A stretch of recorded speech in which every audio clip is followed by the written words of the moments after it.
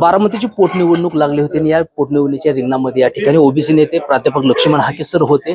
Sir काय सांगाल एकंदरीत आज तुम्ही फॉर्म दाखल करणार होता, काय सांगाल? बघा, ओबीसींच्या काही प्रश्न आहेत. या प्रश्नावरती इथल्या राज्यकर्त्यांचं, महाराष्ट्रातल्या निर्णय प्रक्रियेत असलेल्या लोकांचं लक्ष वेधून घेण्यासाठी आम्ही आक्रमकपणे बोलतो आहोत, आंदोलनं करतो आहोत, रस्त्यावरची लढाई लढतो आहोत. ही फॅक्ट आहे, ही वस्तुस्थिती आहे. राज्य शासनावरच्या निर्णयावरती आम्ही नाराज आहोत का? तर 100% नाराज आहोत. आणि त्या भावनेमधून आम्ही गेल्या पोटनिवडणूक जाहीर झाल्यापासून बोलत होतो. हे जरी सगळं वास्तव फॅक्ट असली तरी सर्वोच्च स्थानावर बसलेल्या व्यक्तीने ज्यावेळी कॉल केले आणि ज्यावेळी सुनेत्राताईंचा एक फोन कॉल होता, रिक्वेस्ट कॉल होता, त्यावेळी मी विचार केला आणि हे प्रश्न सोडवण्याचा निश्चित दरबारात राजदरबारातही प्रयत्न करू, तिथं नाही सुटले तर रस्त्यावर करू, ही लढाई चालू राहणार. वरिष्ठ पातळी नेमकी कोणाचा फोन झाला आणि काय नेमकं प्रेसमध्ये सांगितलंय. डेप्युटी सीएम एकनाथजी शिंदे, उदयजी सामंत त्यांनी 2-3 वेळा कॉल केलेले आहेत. आपले धनंजय मुंडे साहेबांनी कॉल केलेले आहेत, भरणे मामांनी कॉल केलेला आहे. हे फॅक्ट आहे. काय नाही की म्हणजे कुठल्या अटीवर तडजोड केली किंवा कुठले काय बरं येणाऱ्या काळ भविष्य काळामध्ये लक्ष्मण हाकेंना कुठंतरी कशावरती पदावरती घेतलं जाणार नाही, पद वगैरे सोडा. मी रस्त्यावर उतरून सुद्धा शासनाला निर्णय घ्यायला लावलेले आहेत. गव्हर्नमेंट रेझोल्युशन बदलायला लावलेले आहेत. त्यामुळे पदावर जाऊन मी प्रश्न सोडवण्यापेक्षा मी रस्त्यावर उभं राहून मी प्रश्न सोडवतो, सुटतात ना आमचे प्रश्न. त्यामुळे पद वगैरे सोडून द्या.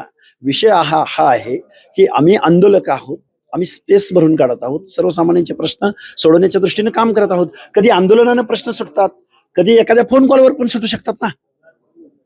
त्यामुळे लोकशाहीमधल्या प्रत्येक आयुधाचा वापर जर सर्वसामान्यांचे प्रश्न सोडवण्यासाठी होत असेल, प्रॉपर होत असेल, तर ते करू नये का? आंदोलक म्हणूनच जन्माला आला आणि आंदोलक म्हणूनच मेला, तर त्या आंदोलकाचा जर त्या प्रश्न सोडवण्यासाठी उपयोग होत नसेल तर त्याच्यात पण थोडा विचार केला पाहिजे ना आपण. गेले तुम्ही अनेक दिवसापासून झालं बारामती तालुका संपूर्ण पिंजून काढताय, लोकांना अनेक या ठिकाणच्या समस्या सांगतायत. आता येणाऱ्या काळामध्ये तर तुम्ही ही संपूर्ण समस्या विधान भवनामध्ये कशा प्रकारचं मांडणार? विधान भवनात नाहीये मी, पण रस्त्यावर मांडेन प्रश्न. ह्या संपूर्ण प्रश्न मांडण्यासाठी तुम्ही सुनेत्रा पवार यांची मदत घ्या किंवा वरिष्ठ जे कोण आहेत फडणवीस, प्रश्न सोडवण्यासाठी प्रत्येक वेळी भांडणं, आंदोलनं याच्यापेक्षा जर आपल्या एखाद्या निवेदनाने प्रश्न सुटत असेल तर ते का करू नये?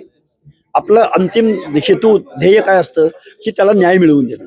न्याय मिळत असेल, कुठल्या मार्गाने मिळेल तो मार्ग चोखाळला पाहिजे ना. काय अडचण आहे त्यामध्ये? लोकशाही तसंच सांगते ना. आता संपूर्ण निवडणुकीच्या प्रक्रियेमध्ये आता तुम्ही सुनेत्रा पवार यांचा प्रचार करणार. हे बघा, आज अर्ज आम्ही भरत नाही आहोत. आजची बातमी हीच आहे आणि प्रचार करायचा, सामील व्हायचं ते उद्या परवा कळेल तुम्हाला. ह्या संपूर्ण निवडणुकीच्या प्रक्रियेमधून लक्ष्मण हाके यांची माघार आहे का? हो, आता अर्ज भरत नाही म्हणजे झालं ना.